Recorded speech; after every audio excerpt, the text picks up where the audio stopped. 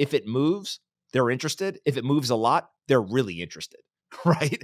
And so the more volatility that they can find, the more they're going to start paying attention, allocating to it, et cetera. So Bitcoin and crypto is like this amazing thing for them. They're like, wait a second, I'm looking at, 7 to 9% returns in the S&P. Every once in a while, we'll get a 50% returner in the QQQ. But you're telling me that this crypto stuff compounds at 60% annually? How much money can I put into this without getting fired?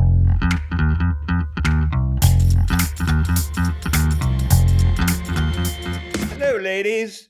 Welcome to Trends with Friends.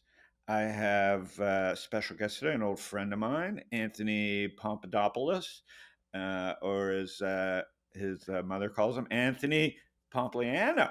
What's up, buddy? I'm doing great. How are you?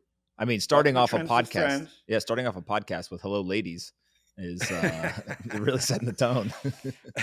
How he rolls, it's how he rolls.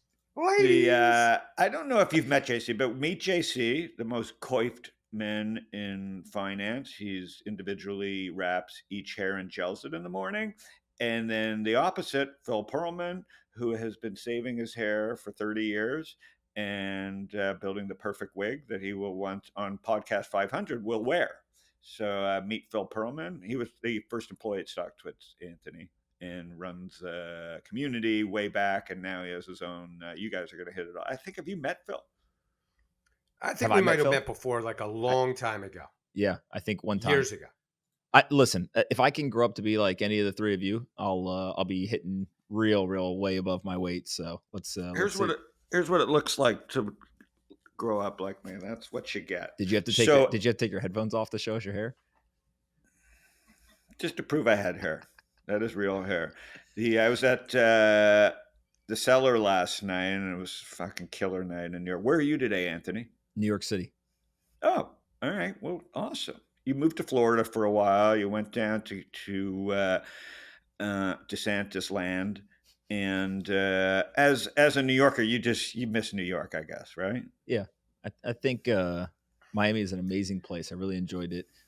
It's so obvious why people would move there. But when I was moving back, a friend of mine who's moving to San Francisco, I think put it best. He said, people who are living here, many of them, not all, but many of them are optimizing for 10%. I'm optimizing for 10x. And so, it's not true for everybody, but definitely I think New York, the energy, the density, stuff for business is better for me. But, I've got some of my best friends that still live there. Can we say that? Can we say New York is back or New York never left? Or what are your thoughts on all that? Well, New York definitely left for a while. I mean, these people lost their minds, right? Now it's coming out. I was talking to a friend recently. If you go look at some of these court cases, the guy with the gym in New Jersey, that he just refused to shut his gym and they kept going and arresting him and, fining him and stuff. It now has come out that it was like unconstitutional and the courts have ruled. And so if you think back, like it is a very interesting case study on human psychology. Like they were just like, all right, everyone stay in your house. People were like, okay. Then they were like, 6 feet. People were walking around. Remember when the people had the sticks? And they would people had sticks and they'd be like, you're not 6 feet from me. That's crazy. Oh my God. It is like behavioral economics. We didn't have COVID. We didn't have COVID in Phoenix. It is like behavioral economics 201. Like you take stress and anxiety and decision making. And it's just like the curve just goes like that. Like the higher the anxiety, the worse the decision making gets. And, my view is that people that think it was all intentional, like there was some big plot, are way overestimating the intelligence and emotional intelligence of human beings. Yeah, there's there. I don't think that it was a planned thing. If anything, there was a different plan, and this was the chaos that accidentally leaked. That's what's so funny about conspiracy theories. There's no way human behavior would have thrown that off day one. Like, here's the plan.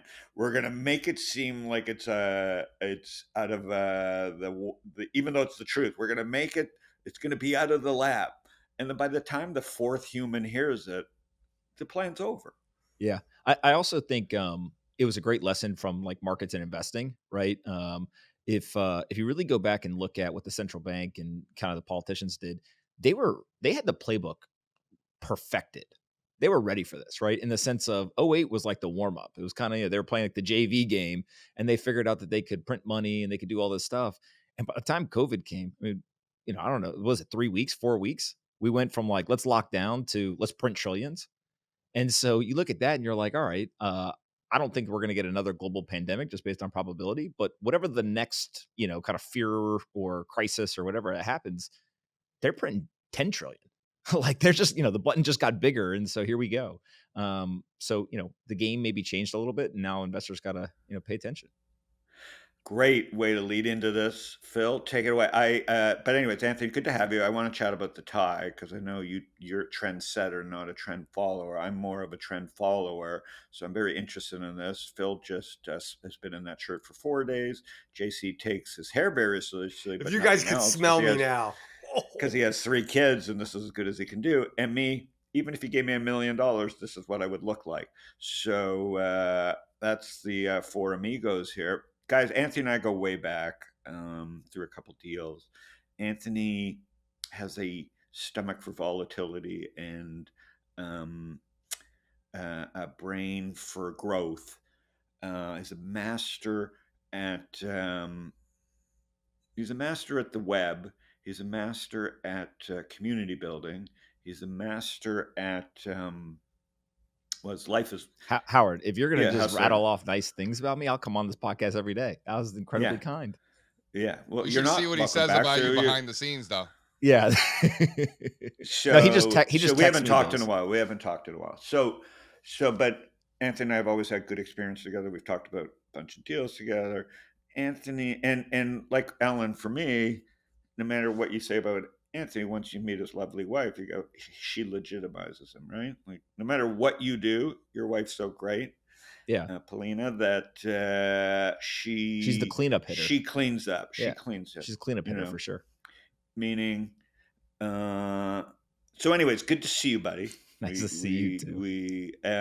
My first question to you before we get into this, Phil, because you're going to take it over, is what do you think gave you the stomach, forgetting being right and wrong, what do you think leads to someone that has the stomach for this volatility? Because I talk about the degenerate economy all the time, right? And you know that I've been in this, I didn't call it that till recently, but now we're in it. Because I can't explain it. We're at 7% interest rates and behavior hasn't changed. So this isn't a feature. It's fucking here. This is like embedded. And so in that economy, you're an expert because I'm a conservative Canadian. So what do you think gave you the stomach for this volatility? Well, I think there's maybe 3 things that feed into it. One is a lot of the assets that are highly volatile structurally lend themselves to people being long-term holders, right? And what I mean by that is like Bitcoin, the entire mantra is like never sell and number go up. So if you want to be part of the community, you kind of have to buy into that. And you see it in the data, right? 70% of people haven't sold Bitcoin in like a year and a half or 2 years, even though it dropped 80% and then came flying back a couple 100% in appreciation. So I think that helps is when like the community is rallied around it. And I always tell people that it's hilarious that Warren Buffett and the Bitcoiners say the same thing, like buy great asset, hold it forever. They just have very different tactics. So that helps. Obviously, venture capital. If there was a day-to-day mark to market on startups, people would be selling every day, right? And so the fact that you can't sell is structurally an advantage. And then I think the third thing is if you take most of the kind of traditional stock market investors and you just invert everything they're looking for, that's actually how you drive returns. And so, we live in a world where Citadel just sucks up all the assets because they promise investors like 10 to 12% with no volatility. And that's great. But in a world where inflation is higher than we want, that's probably not as great of a return as people actually think it is. And so you have to look for volatility. You have to look for that asymmetry. And also it's easier when, you're not doing it with $100 billion, right? It's much different when you've got, Citadel with 50 billion or whatever versus some of the other pools of capital that probably the rest of us all manage. No, but like structurally for you, you're wired to embrace volatility. You think that's a learned thing, or you think it's like the trading places question? Do you think you think you can become a degenerate, or do you think you have to be wired to be a degenerate? I think it's both. I definitely think that people who have a certain like mindset and nurture versus nature, whatever, but like you grow up and like you're either like this stuff or you don't, I think is one part of it. But then also it becomes pattern recognition. Like I'm a very big believer that human intuition is just like our own algorithm, and we're just constantly training that algorithm. And so, one of my favorite stories in investing is the old Stanley Druckenmiller story where he says he learned from George Soros, buy now, research later. And recently he, at a conference, he said, yeah, I mean, it's genius, right? He said that he heard a speech that Javier Milei in Argentina gave. He was like, this guy sounds, great. He went on Perplexity and he said, what are the 5 most liquid ADRs in Argentina? And he bought them. That was his research. And then he said, and then I started looking at them. But it is this element of how much of finance today, commoditized returns, stifled volatility, is because everyone wants to be a big brain, kind of quant. And if you look at the people who have really driven outsized returns, like Warren Buffett does a deal, he knows he's going to do it or not in 5 minutes, right? Stanley Druckenmiller, George Soros, Paul Tudor Jones, like these guys are telling you that it is much easier, but it's because they have confidence in the algorithm. And so, I aspire one day to be 1% of what those guys can do. But I do think that over time, you just got to trust your gut and say, let's do it or let's not. And you're willing to take the risk. Oh, dude, I love that. Hey, one more question before I hand it over to Phil, because I know you. I would say you're a Bitcoin maximalist. No. Oh, okay. So you're not. So we'll get into that. Yeah, that'll upset people. What are the two? I know. What is this as a media person and someone who likes to mix it up? What's the worst you've ever been hit on social media? What was the hardest thing over the last 10 years that you've had to take? I'll give you one mainstream media and then one internet. I mean, people like death threats, all that kind of stuff all the time. No, but I mean, like, yeah, okay, good point. Yeah, you can't get worse than that. But the next time people bust me, I'm just gonna call you. I'm gonna be like, "Tell me about the death threats." And it'll be like everything will be cake compared to that. I was gonna say I don't get those. That's pretty dark. Well, but if you follow, he's had a couple dark moments where he in crypto land you have dark moments. Yeah. Yeah, So, and I think a big part of it also is everyone always talks about like the grift economy, and one of the things that I always say is like the greatest grift on Twitter are the people who sit and critique everyone else, but they're pseudonymous and they don't put their track record out there. Right. So like it's like with politicians, I always say they should take a test before they oversee some sort of legislation for a certain industry. Like you got to know like 5 or 6 things. Like, do you know it? Okay, fine. You could vote on this. If you want to critique people on Twitter about their track records that are public, you should have to put yours out there too. Right. Kind of even the playing field a little bit. But then the mainstream media, when FTX failed, I went on CNBC and, my thought process was like, if you get the praise on the way up, you kind of got to eat shit, and take it on the chin on the way down. And so I went on and they told me that I was going to go on for 3 minutes. It's a 3-minute segment. They were going to ask me about the FTX collapse, etc.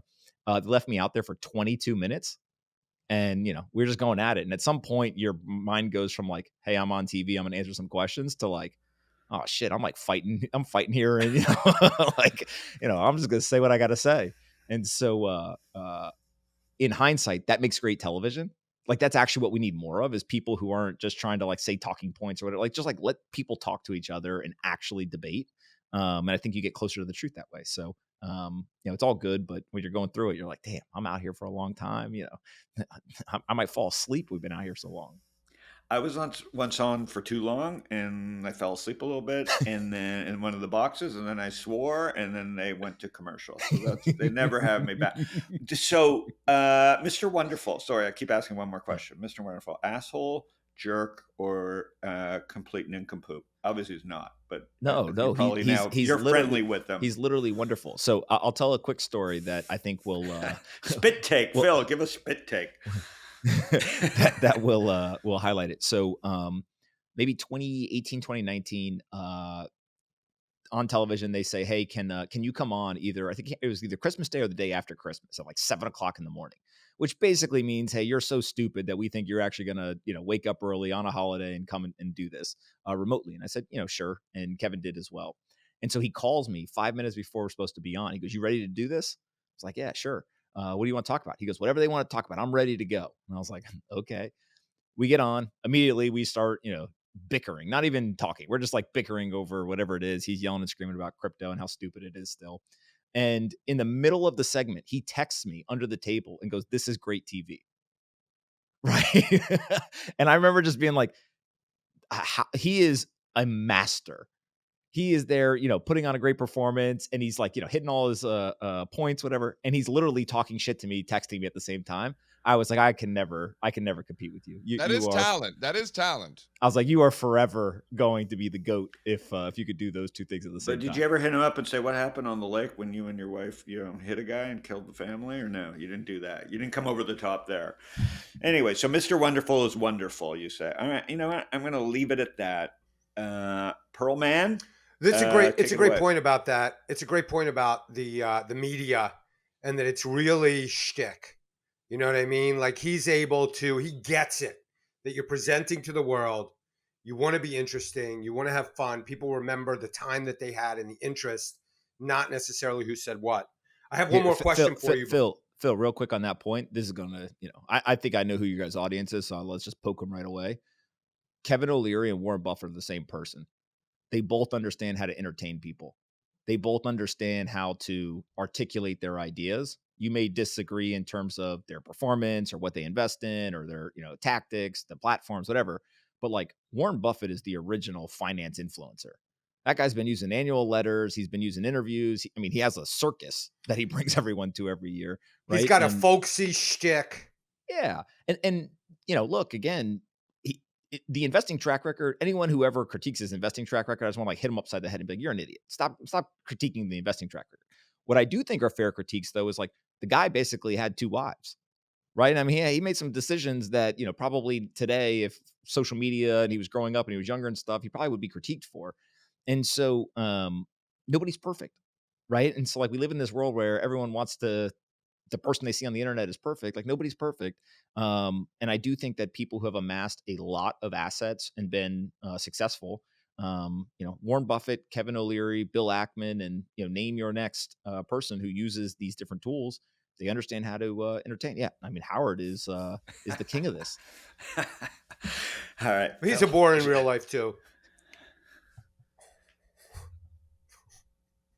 Okay, so Phil, that was me not taking the bait. Yeah, you're welcome to take bait. If I didn't bust them, there would be something wrong. Okay, so I just wanted to go back before we go. I just wanted to go back to one thing that you said earlier because you connected 2 dots. You were talking about like, is it more by nature that you're a risk taker or by experience, and that you're able to take the volatility. And then you also said something about the Fed during COVID and how quick they were to respond and how they were ready to go. And those guys learn from experience, right? Older people, they lived through 87, they lived through 2000 into 2001, they lived through 08, and then they lived through COVID. And they were not affected. They were like, okay, shit's hitting the fan. We've been through this 10 times before. Here's what we do now. It's just a beautiful, calm response. And nobody gives them credit. So I really appreciate you giving them credit. Well, I think that there's a difference between right idea, right execution in the beginning, and then like not having the ability to change your mind when the data changed. And so if you go back and you look, and again, like the Bitcoin world, I think is every idea that has some degree of accuracy, the Bitcoin community takes it to the extreme. So they're like, we shouldn't have a central bank. It's like, okay, fine. In that situation, the free market would probably correct the situation, but we do have a central bank. And given the tools that they had, they realized that asset prices had crashed. There was a liquidity crisis. They should step in. So they did that and they were able to kind of recover. But it was like, hey, I'm going to accelerate from 0 to 100. And then I'm just going to keep my foot on the gas at 100 for literally a cross-country trip. And you're like, hey, we were just trying to go to the next town, right?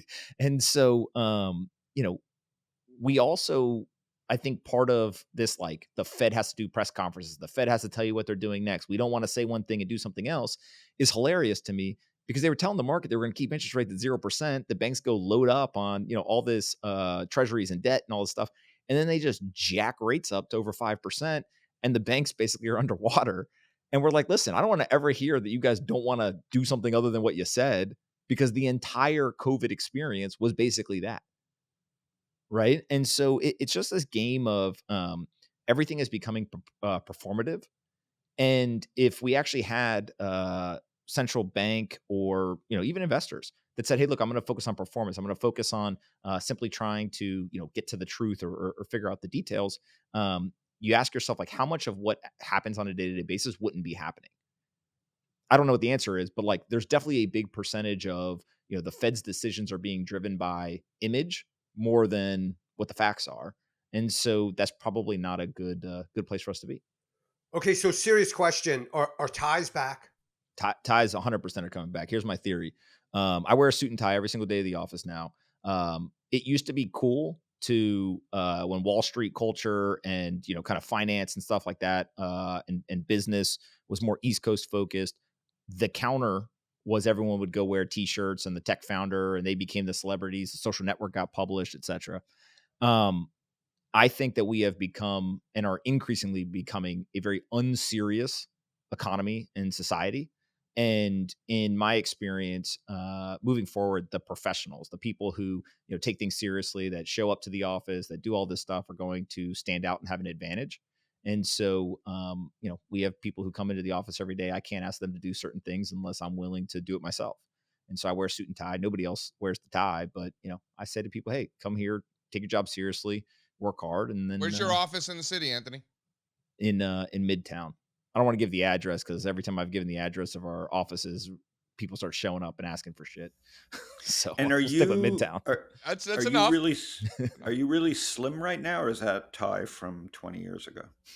I've worn the same tie for 7 years. Every single time that I have to put a tie on, I wear the same one, and I'm going to wear it until it looks so atrocious that How do you not spill stuff on it? I can't help but spill stuff on my ties. Goes in the sink when I'm washing my hands. Coffee, like.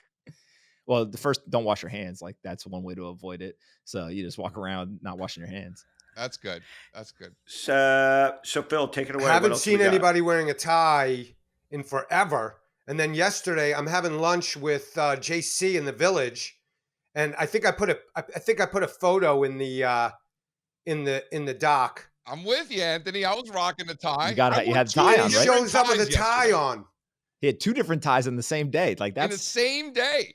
Look at that. Look at that. It looks like I'm drunk. I hadn't even started drinking yet. Look at me. Dude, this was so sober. It's just I'm not a good photographer. Look how But you bad guys, I look like I'm dead. You look at this. 50. Hold on, scroll 50. down and look at Pearl. That's Dog, the oldest you've ever looked. That's the oldest you've ever looked. Look at Perlman. See, that's what are you guys doing? Right you guys working, or are you doing a photo shoot at lunch? I'm never going back to the tie, guys. You guys are right. I'm wrong. I'm never going to be stylish. But you guys are stylish. You guys are ahead of the curve. No, I had the tie on during the day, and then at night I went to some bougie country club shit where I had to wear a tie. So, I mean, 2 ties in one day. Couldn't tell you the last time I did that. It's a breakout. It's a breakout in ties. All right, markets. Okay, the public market pivot, Pomp. This was a great little audio and text that you published recently. Can you just tell us a little bit about this? So, most of my career, I've invested in private markets. I've taken great pride in not having public market stock, and always thought that I have much better advantage investing in early stage technology. And if you go and you look now, we've got quite a bit of data in what I'll call like the modern economy in terms of how these funds are performing. There's a couple caveats before I start saying data, because everyone gets all worked up. Most venture funds are full of shit. They don't mark to market on a day-to-day basis. It's unclear what they're actually going to be worth in terms of liquidation. Companies can be doing well and then end up at zero, as we've seen many times. So, put all the caveats out there. But the average venture capital fund, based on a number of different studies, is about 17% compounded over the last decade or so. If you look at QQQ, it's about 13% compounded annually during that same time period. So if you hold those two numbers as at least directionally correct, you get about 400 basis points of outperformance by being a private market investor in venture versus a public market tech investor. And that sounds attractive, obviously 400 basis points a year, but you have to be liquid for 10 to 12 years. And so when you're getting 400 basis points of outperformance, I think a lot of people say it's probably worth doing that. I'll go ahead and I'll allocate to the asset class. But now what we are having, or what's playing out, is there's an assault on private markets, because you have many more venture funds. You have many more percentage of capital from institutions being allocated to private markets. You now are even seeing public market closed-end funds that are buying private stock. And so you just have this explosion of capital coming into the private market, which means that the Sequoias, the benchmarks, et cetera, they're still going to be able to outperform. Like the great 5 or 10 firms will still perform very well, but everyone else, the return is going to get arbed. And so you're going to go from 400 basis points to maybe 150 or 200 basis points. And my theory over the next decade is that 150 basis points is not enough outperformance to be illiquid for 10 to 12 years. And so what you're going to start to see is the reverse of the crossover. We, over the last couple of years, last 5 years or so, saw the hedge funds starting to do more privates. That was the begin. That was when you were supposed to go public. You came, like, you're exactly right. Keep going. That's exactly right. But now I think it's starting to shift. So we have started to do a couple of things in the public markets. I know a couple of other investors that are doing it. And I think what you're going to start to see is this blending even further of public and private, but it's going to come from the private market. You see, Sequoia set up the Heritage kind of continuation fund, and you're starting to see some of it. But I do think that looking backwards at venture performance and trying to make an argument for allocating today for what is going to happen in the future is a fool's errand, because I do think that those returns are going to get compressed somewhat. And so now what's going to end up happening is you have to be a good investor, right? Like you have to understand businesses, you have to understand markets, you have to understand moats. And whether you're public or private, as that blends more and more, the people who are kind of pretenders are going to get exposed. And the people who are good investors are actually now opening up the apparatus of opportunity. And I think that their returns are going to actually compound faster. They're going to increase because now they've got the liquidity where you may buy something, it goes up 200, 300%, rather than be locked in for 10, 12 years. And now the return after the first 300% is only 20% a year. You can sell it, you can move somewhere else. And so I do think that this shift or this kind of public market pivot from private market investors is something that it's going to be taboo to talk with institutional investors, right? Because this whole argument of like, give me money for the private closed-end fund and let me lock in the fees and all that stuff. But I do think that this is where the world is headed to some degree.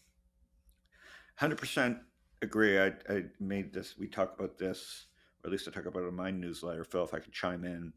So when I kind of got lucky, I pivoted into, because I hated the markets and hated being a hedge fund in 2006. YouTube came out, Twitter, LinkedIn, Facebook. It was a miracle. AWS hadn't happened. Twitter was still on the BlackBerry.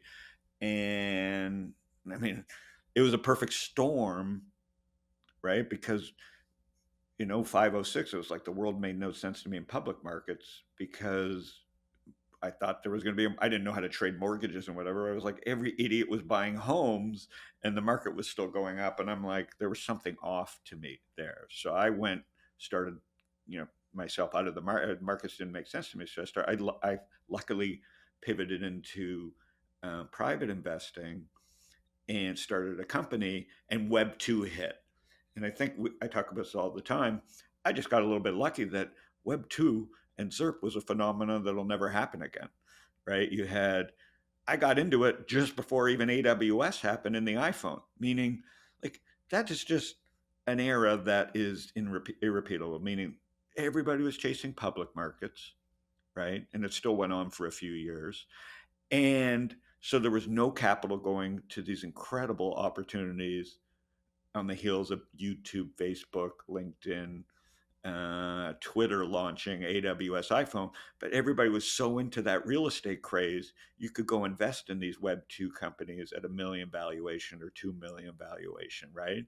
And so this combination of effects over 10 years made everybody think that they could do it.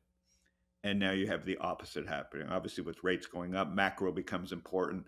So yes, the posers, probably those funds started in 2017. The people that came into the business 2017, 2018, that weren't crypto at least, are just working for free for the next 10 years. One of the things that's interesting is if you go back to that time period, the hit rate of the companies, if you pretty much allocated, it was so high, right? And I don't know what the exact penetration was, but dude, but it was I a had high so percentage. many winners. Yeah, it was great.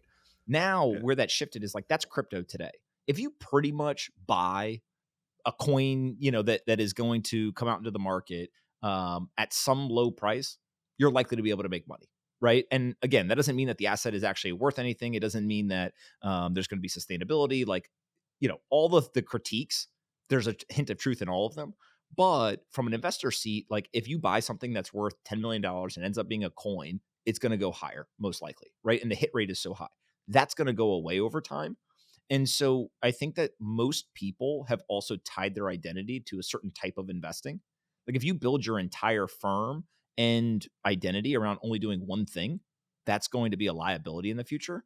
Whereas if you look, I mean, Howard, you've basically been able to straddle the line between private investing and public investing, right? Well, I've moved back more to public. Obviously, I'm very bullish on what I do in the seed stage. I think you just said the key word, Phil and me and Phil, I and JC talk about all the time.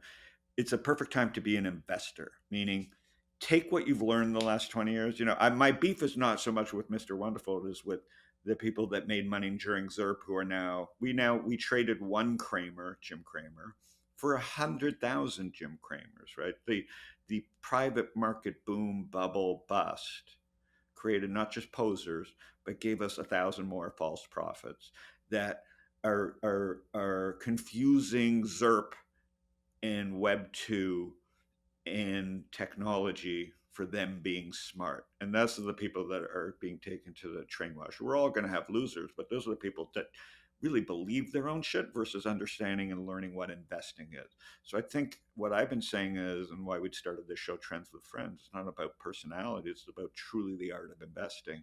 We are entering in, again, there's global macro problems, there's wars, there's China, Taiwan, there's Russia, Ukraine, there's Russia, United States, there's Latin. You need to understand investing. You need to understand cross market analysis. You could throw these terms around like crossover funds, but we're probably in the reverse crossover areas, like focus, be an investor, right? Like, learn something, understand how markets work. VC's not dead. The craft of VC has never been more alive, but you better understand exactly what your lane is, and you better stick to your lane because it's not going to be easy. Well, So I think one of the best investments I've ever made is we invested in a private startup, private company. They needed physical space, and so myself and Jason Williams, my partner, we helped them buy the real estate for their need, and we were able to get the real estate at a great price, at a great location, all stuff and everything.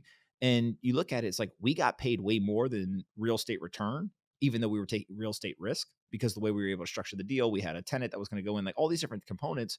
And I think about that deal often where there's not very many investors that I know of that I can go talk to and ask for advice or learn from, where they can do equities and real estate with the same company and be able to evaluate those different opportunities. And so, when I think about 10, 20 years from now, what do I want to be able to do? I want to be able to look at an opportunity and say, hey, I understand how to allocate across multiple opportunities here in order to make money. And then you can, evaluate which is the best one based on risk or return. Yeah, we just did a seed investment at the golf course. It's a golf course, it's a league, it's software. They all have different returns based on but we had to do all three investments, real estate, software, and a league to get the VC going, but we're hedged with the real estate part. So again, the idea is to return capital to your LPs, okay? And in that world, you need good investing. All right, let's bring So JC and Phil. I got two more questions about that. First of all, as far as this is a pivot, that was the term you used, but you could also look at this as a trend change as well. And it sounds like a massive one, maybe a secular one. And JC, I'm curious if you have any thoughts about, or Pomp or anybody about the duration of this particular pivot in the trend. Yeah, yeah, Anthony. I mean, feel free to chime in. I mean, I look at it. I mean, just the way that I think. I think humans have a hard time overcoming recency bias and the success of the public markets versus some of the things that have made it harder in the private markets in recent years is probably driving a lot of these decisions. Again, this comes from a very ignorant perspective. I would defer to you, more boots on the ground, and to give me some feedback, kind of high level. The way I look at it seems like a lot of recency bias to me. Yeah, I do think that there's plenty of people who, they're the trend follower And so, people are setting up venture funds every single day still, right? And they're going into those markets, and some of them will be wildly successful. Some of them are going to fall flat on their face. That's just the distribution, how it goes. But I do think that if you look today where opportunity is, there is opportunity in every market. But what I think most people are missing is there are structural advantages in the public market over the private market at times. And, if you're not a first rate VC, you probably have a hard time getting into the best deals. You can go in the public market and you can just hit the buy button. You don't talk to anybody, right? Like super simple stuff like that, where, again, it doesn't mean that you should go put all of your portfolio in one or the other, et cetera. But I do think this return back to like well-rounded invest skill and experience is going to be important. So I'm actively working, trying to say, hey, look, we've been a pretty good track record early stage, but how do we go do more stuff in the public market as well? Well, you can, in public markets, you can follow the best investors, right? So, like what you said before about how in private markets, if you're not a first-rate VC, you're not going to get the best deals. But like just throwing out an example of today, Jay Hogue just bought $100 million worth of Zillow, literally $100 million. You We're could stuck go at right 50. now Yeah. and buy Zillow with them if you want. I'm not saying that you should, Yeah. but you can, right? Yeah.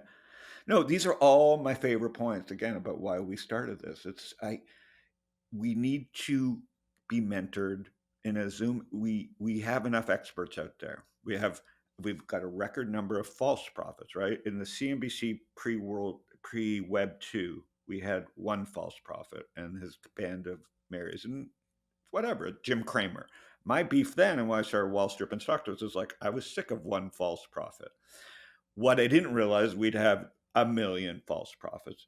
That's like using the word grift, right? Like it is what it is.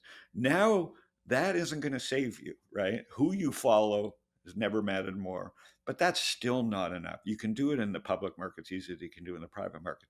You need to learn there's now tools. There's no excuse.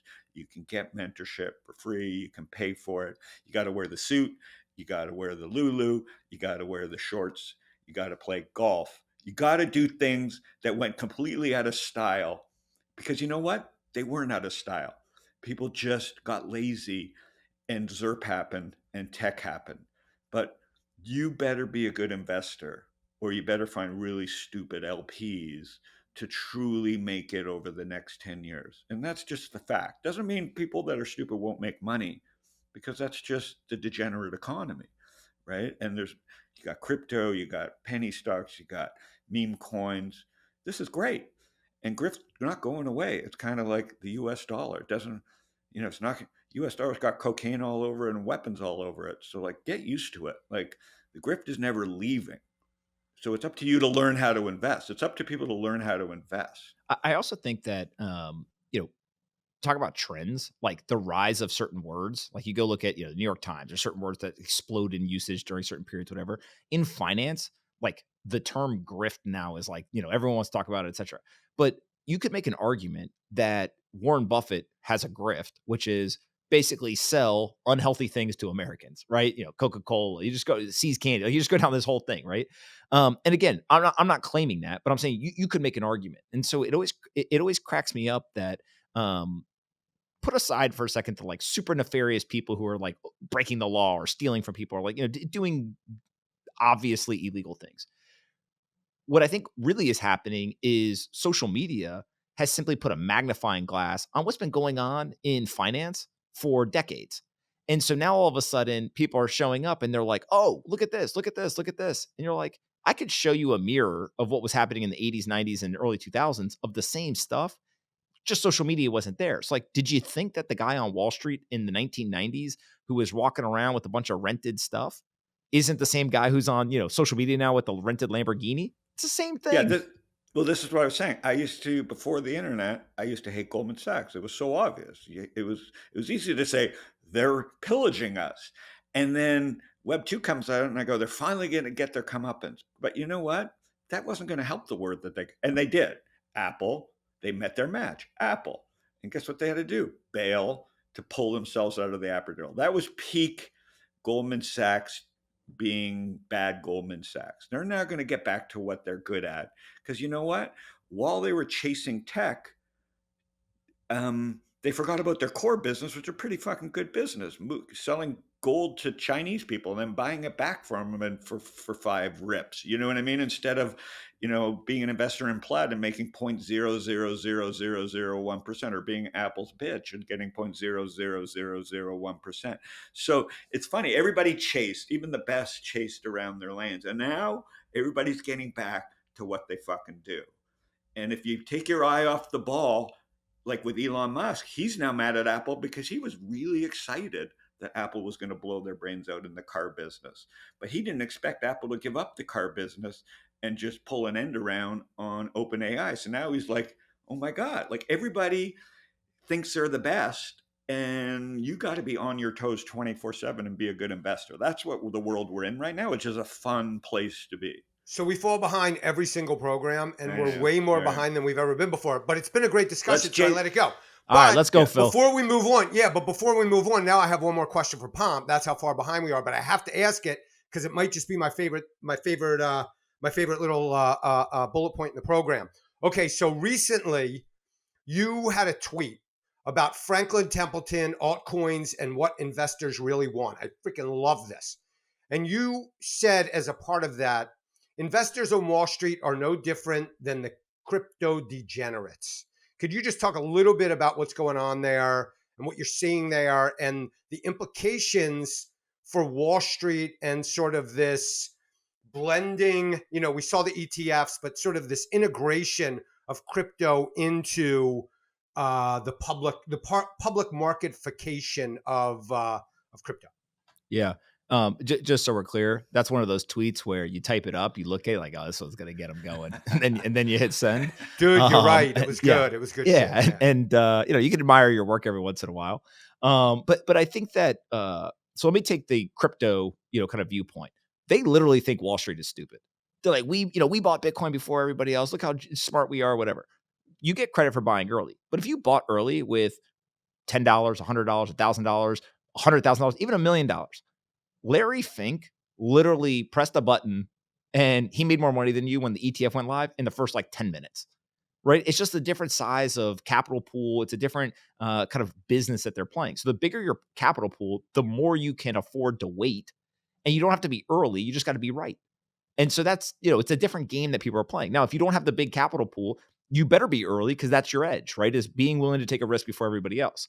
So I think that's one piece is the crypto world's got to kind of wrap their head around the fact that BlackRock's smart, Goldman's smart, JP Morgan is smart, right? There's a reason why these businesses have been built. Plus, they're more focused than ever. They're more focused. Yeah, 100%. So on the other side, the good news is Wall Street is full of degenerates that want risk, volatility, and returns, right? And so if you go on a trading floor, I think I wrote in the piece, I said, if it moves, they're interested. If it moves a lot, they're really interested, right? And so the more volatility that they can find, the more they're going to start paying attention, allocating to it, et cetera. So Bitcoin and crypto is this amazing thing for them. They're like, wait a second, I'm looking at, 7 to 9% returns in the S&P. Every once in a while, we'll get a 50% returner in the QQQ. But you're telling me that this crypto stuff compounds at 60% annually? How much money can I put into this without getting fired? Right? What are all the derivatives? What can I do? Can I get 3x levered, ETF to buy a meme coin? They're interested. And so in a weird way, the market is speaking. And I think that's where the Franklin Templetons of the world and stuff, they're talking to their clients and they're saying, wait a second, if we have a kind of a theoretical thought process that, hey, we're just going to be doing Bitcoin or Bitcoin and ETH or whatever, we're going to miss out on a huge part of the market. And so now what we're starting to see is I think the crypto community is waking up and they're like, oh, these guys that have, the suits, the ties, and the cologne on, they're literally degens too. And so now you're going to get these assets. They're all the altcoins are coming to Wall Street, right? And by the way, there was a lot of altcoins that came to Wall Street and all the SPACs, right? It's all the same thing. It's just different structures. And penny stocks and all this other garbage, right? Let me give you 2 quick stories. JC's been all over this the last month or two. All over it. He's been over it forever. He crushed with this doing technical analysis. Why I wanted to have you on quickly, Pomp, is that we're at the beginning of the beginning of the beginning finally. Right. So for all those people that were bragging, you're right. Guys, get a grip. BlackRock's going to make more money. Grayscale made more money. I'm friends with Son and Shime and all these guys. It's just, but guys like me who have a little more capital and don't want to take all the risks are just getting into it because meme coins is the first thing that truly made sense to me. Pump.fun that Dudas did is so funny to me because it's basically a stack to how to create a meme coin. And then they figured out a way to get paid for everything that happens to it. I mean, is it going to win in the end? Who knows? There's going to be it's going to attract 1,000 competitors. But the idea that like 20 to 50,000 meme coins are being churned out a day, of course, it's not going to end well, but it's funny as hell.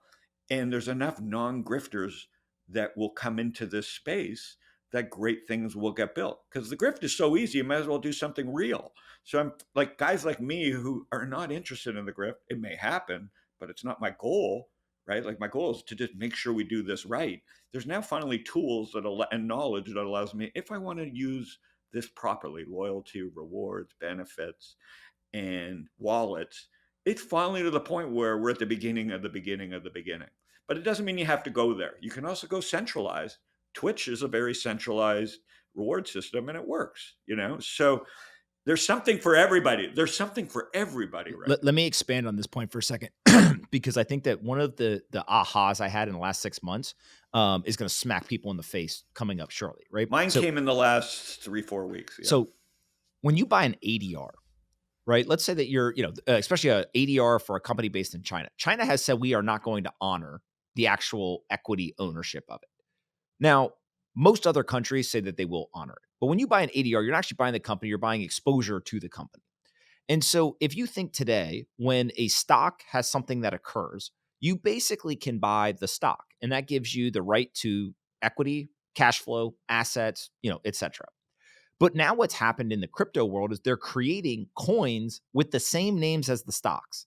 You get nothing. You get no cash flow. You get no assets. You have no equity. You have no shareholder rights. So you get none of that stuff. But in some cases, it is easier for people to buy the coin than the share. And so when GameStop happened, GameStop went up, but the GameStop coin went up more. Reddit came out. There's a GameStop coin? There's a GameStop coin? GME is a coin. Again, I'm not going to, I don't own it, but let's just put it that way, right? Know that. But what happened is when the stock goes up, the coins are going up more. And so what it shows is that actually how many people are investing in the stock market, they want price exposure and they don't give a shit about cash flow, assets, shareholder rights, all that other stuff. JC, right? This is JC's moment. I couldn't care less about any of those things. So what I think is, again, a trend that is coming is all of a sudden people are going to say, you know what I'm going to do? I'm just going to buy the thing that goes up with more volatility or down with more volatility rather than try to buy the stock that has all these other components to it because I don't care about that. Just got a Woody. Okay, throw a Woody up there. Preach, Phil, brother. Find a Woody. Preach. I'm saying, man.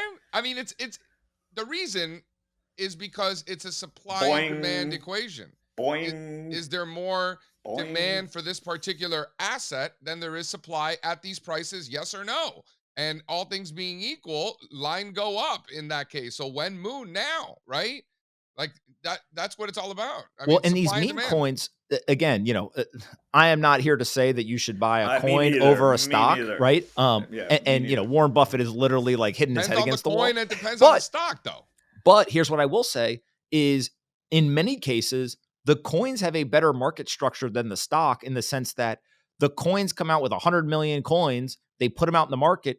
There is no ability for them to dilute you, right? All the coins are out there. And so it is a more pure free market dynamic between supply and demand than you got a company who's doing buybacks. It's a proxy. It's a proxy. No different than Alibaba. That's a proxy. So now let's take one of these Chinese companies. You can buy the stock, you can buy the ADR, or you can buy the coin.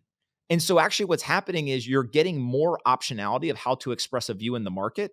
And then you can add in these prediction markets. There's a prediction market based in New York. And I don't know all the details, but I think they're the first like CFTC approved prediction market called Kalashi, Kalshi.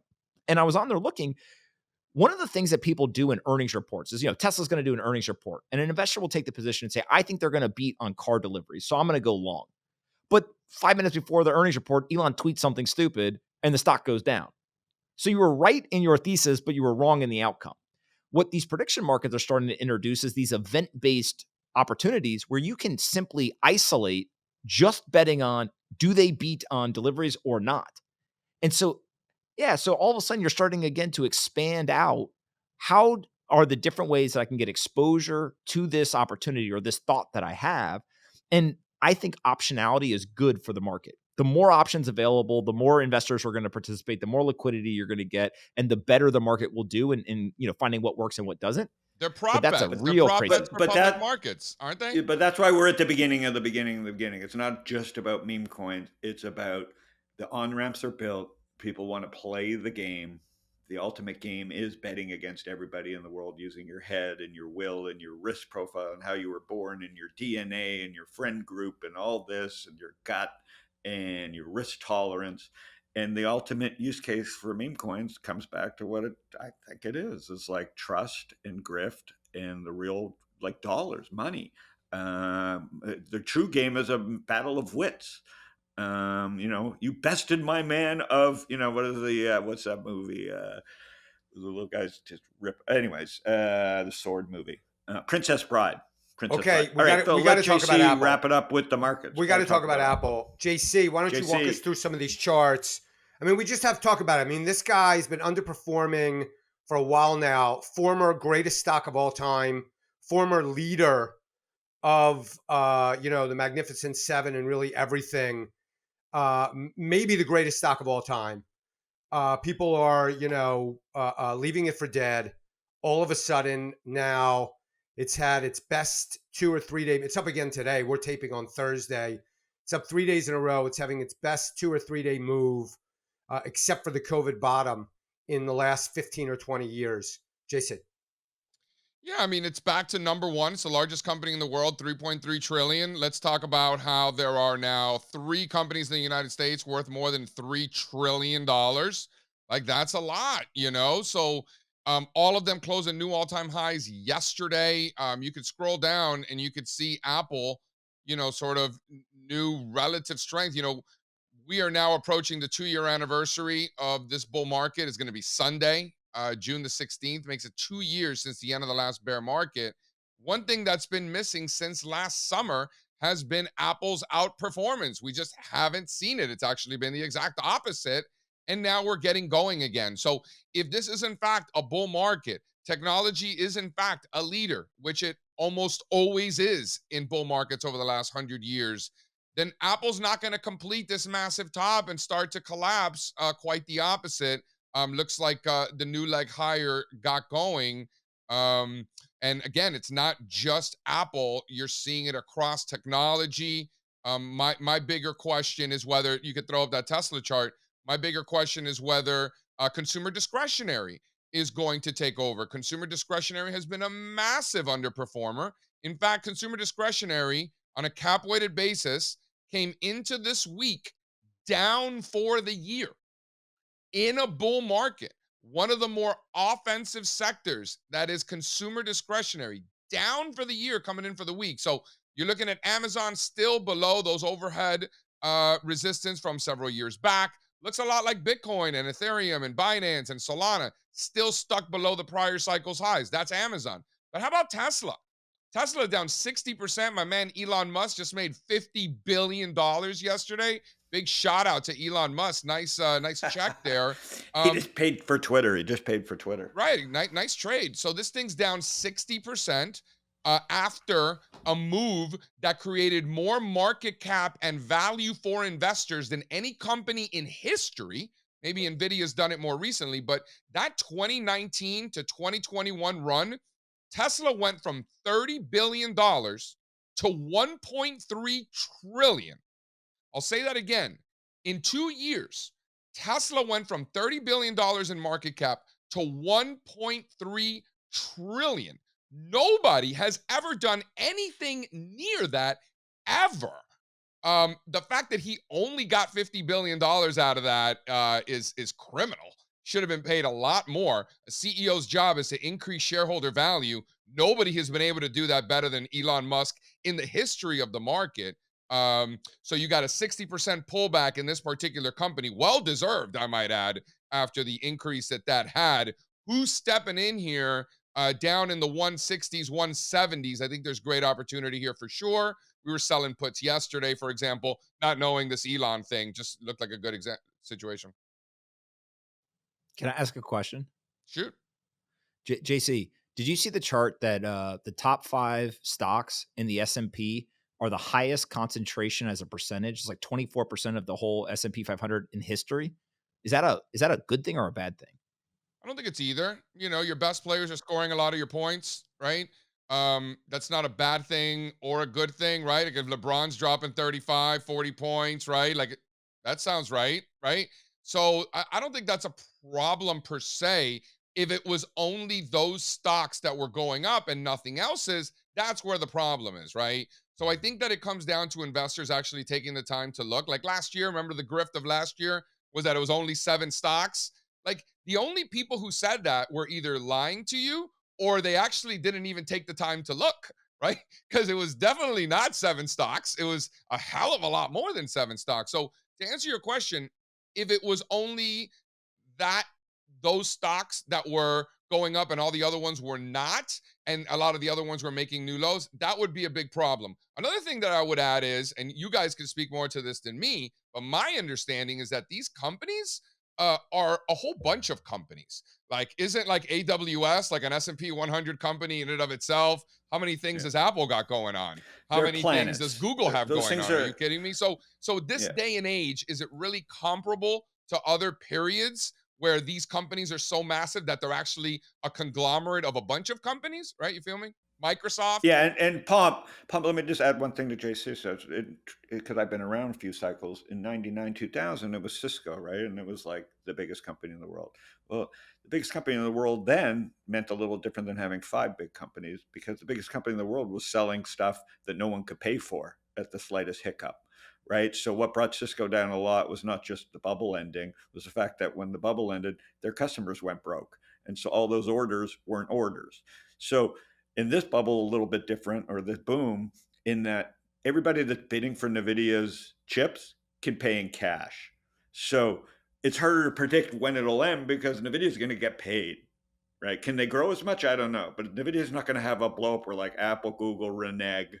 I mean, I guess anybody can renege, but they're not going to renege because of a crash and they got to conserve cash. So what's different about this time, doesn't mean it won't end badly, is that it won't end the same way. The NVIDIA's customers can pay. Now, there's the Taiwan thing. China's going to fucking finish Taiwan. We've already proven we can't even help Israel. So how are we going to help Taiwan?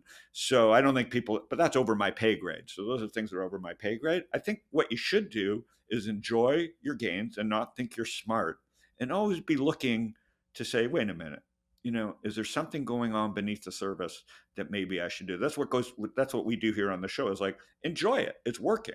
But is there something going on beneath the surface where I should adjust owning the 5 biggest stocks in the world? But overthinking it and just saying, oh, they've gone up enough. That's where we try and talk about it, is like, is there something happening under the surface that I'll never get out at the top, but is there something happening under the surface that I should move some things around? And there's products I out want to there. say one more thing on this. And this is a great question, Anthony, because something I think about a lot. But that's my answer. That in a vacuum, it's not good or bad. It's what else is happening around it, kind of putting into context. Um, but when you study every bull market over the last 100 years, every single one, in pretty much almost all of them, technology was a leader and an outperformer. So technology leading and outperforming in this bull market seems perfectly consistent with all the other bull markets I've studied or participated in. That makes sense to me. I think that it's hard to bet against the best companies in the world. Right? Like, I also saw one other stat, and then I got to go, is uh somebody did a study. If you bought the stock market on any day, or you bought it every time it broke a new all-time high, they did 3 months, 6 months, 1 year, 2 year, 3 years out. The difference between buying at the all-time high versus any day of the year, 48% return over the next 3 years if you bought on the all-time high day, only 40% if you bought any other day. So actually buying the all-time high gave you a better return historically 3 years out than trying to buy on a day that wasn't the all-time high. And so when you look at these stats, it's crazy. People, like, everything that they think about is actually Because Anthony, disproven. the biggest grift on Wall Street in history, and I'll let you run, the biggest grift ever is buy low, sell high. But that's just not how markets work. The idea is to buy high and sell higher. Yeah. And Anthony, I'll tell you this for history lessons. When I had hair and you were in diapers, um, I did my show Wall Strip, which was built on that premise. So in about '05, I started a show called Wall Strip, which was about buying markets at all-time highs based on what I knew then. That same data was available. You just had to look. And it goes to what advisors say is like, your client has a lot of money. Should the dollar cost average in, or should it just go in? Over 20 years, just put the money to work, right? So depending on your time frame, but it is a classic known fact of momentum investors that yes, buying all-time highs works. It's something we talk about here often. So it's good that what's exciting about the way you learn is that you're learning. You've obviously picked up the right mentors. You've obviously fallen in love with investing. You're obviously great at marketing and writing and media. So kudos. Thanks for coming into the Trends with Friends world. We'll have you back often. It seems like you love the world of investing, which is Yeah, exciting. of course. This is the greatest game. I always say that investing is the professional sport for thinkers. If you like thinking and the complexity of the global economy, all this stuff, like this is where it's put up or shut up, right? Yeah. Can you make money or can you not? Investing. There's a Rally scoreboard, Road. Anthony. Of I'm in course. the rally offices, and investing is a sport. Speculation is entertainment. And for us that aren't big enough or smart enough, and I'm friends with Nicky Montana, who's son of Joe Montana, who was a football player and now he's in crypto. Investing is a sport. That's why athletes like doing it. Sure, they started out in the private markets, but they're going to come to the public markets because they hate losing and they want to win. And there's that mentality, the line of scrimmage, and your network, and running out plays. So investing as a sport is a real thing. All right, boys, we'll pick it up next week. I just Phil? want to end it with one last thought, and that is this. So the markets are If you have making to all-time. hop. If you have to hop, Yeah, hop, thanks, go Anthony. ahead. I got Appreciate 30 it. Adios, seconds. brother. All right. Go ahead, Bye. Phil. Cheers. Bye. Phil? So really, really quick. JC, you sort of buried the lead before because the Tesla, I wanted to ask you about that. 165, you drew a beautiful chart there, and then we got onto other things, which is great. But 165 is sort of a very natural stop for you. Is that correct? Yeah, we were selling puts yesterday, the 165 puts, as a matter of fact, essentially betting that it's not going to go lower, right? That's what you're betting on when you sell naked puts.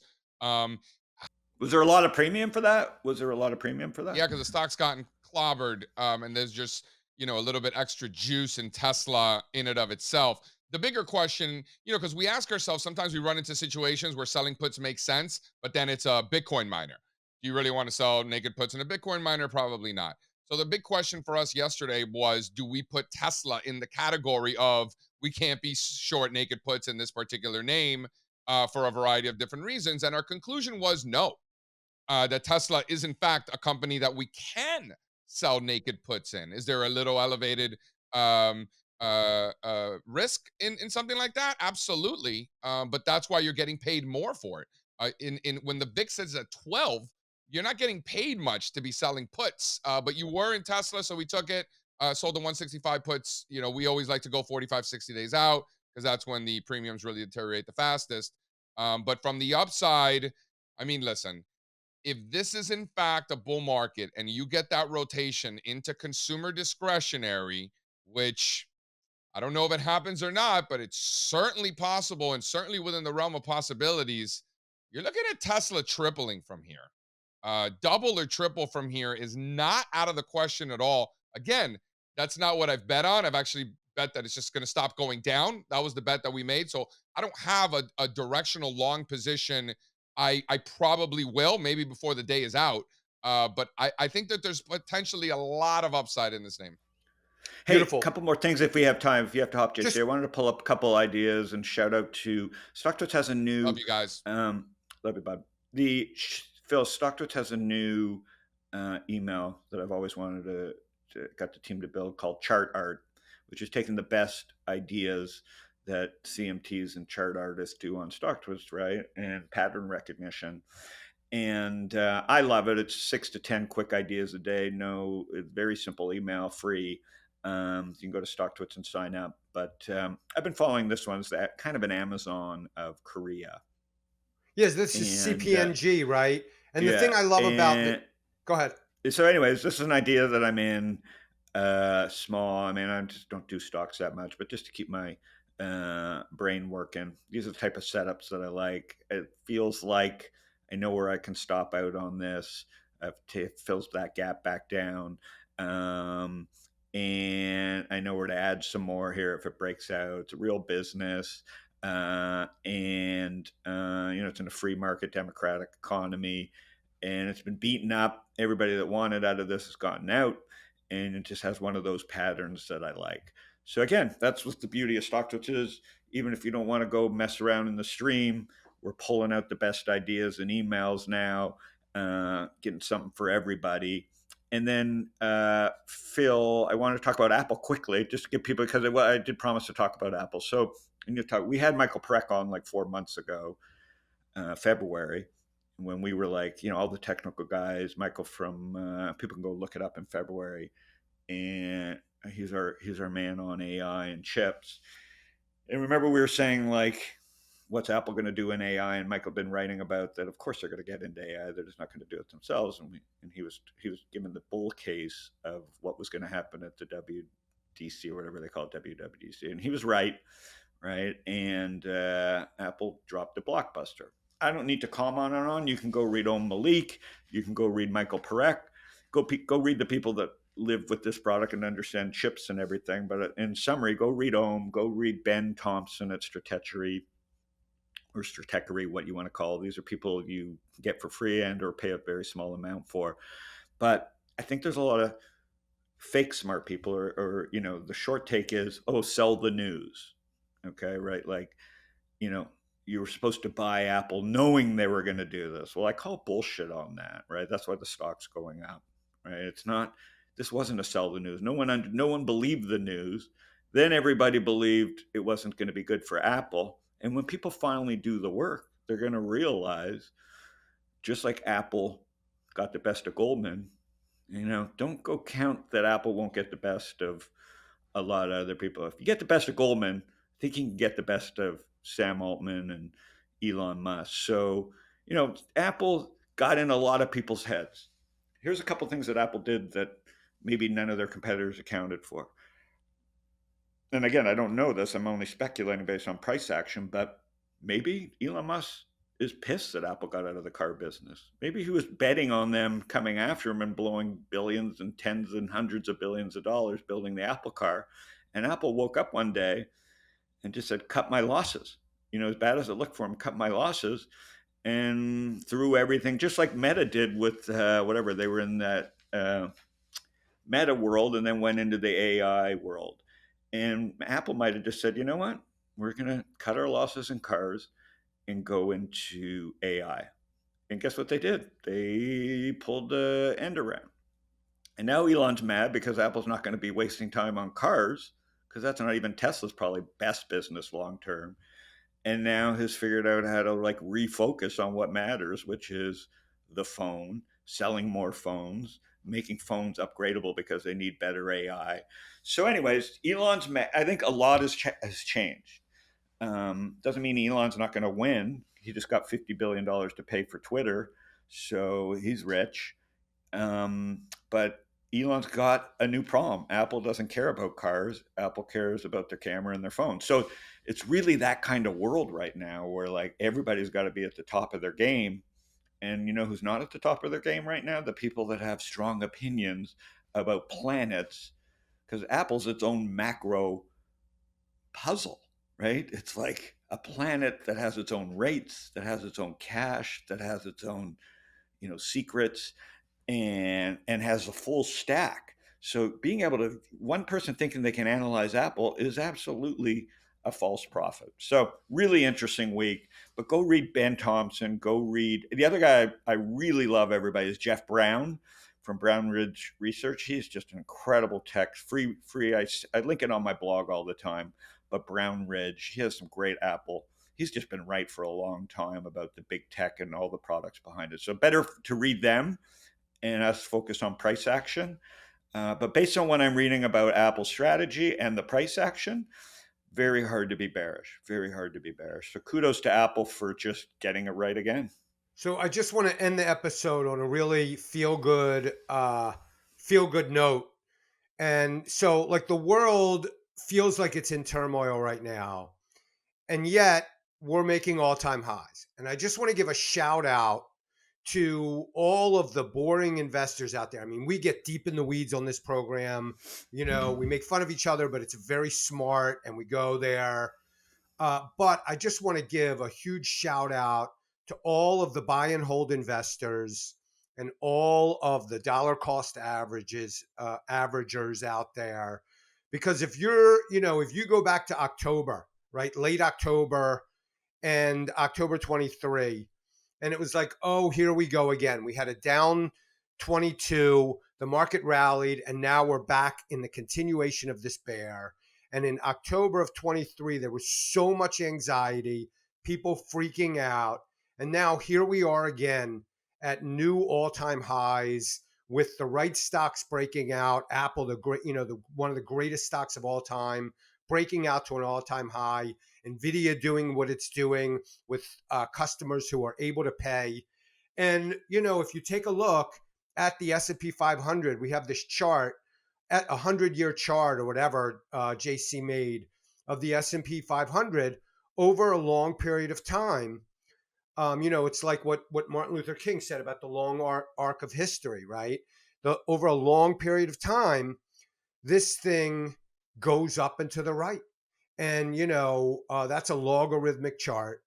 And it's just really an ode to containing your anxiety and patience. All right. Okay. Everybody have a great week. Phil, good show. Thanks for doing it. And we'll have to get Pomp back. You did well. Adios. Adios, guys. All right. See you, everybody.